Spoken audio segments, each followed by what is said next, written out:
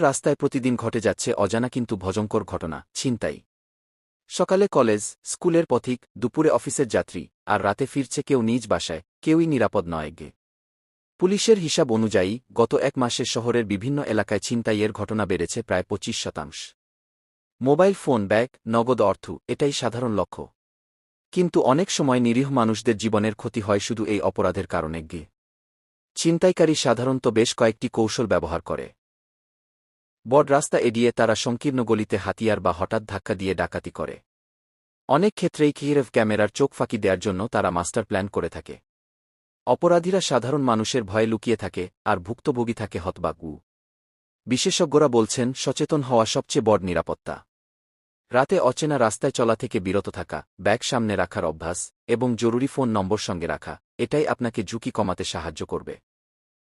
Community policing এবং সতর্ক নাগরিকত্বই পারে এই অপরাধের আমাদের সবারই কর্তব্য, নিজের নিরাপত্তা নিয়ে সচেতন থাকা এবং সন্দেহজনক ঘটনার তথ্য পুলিশের সঙ্গে শেয়ার করা।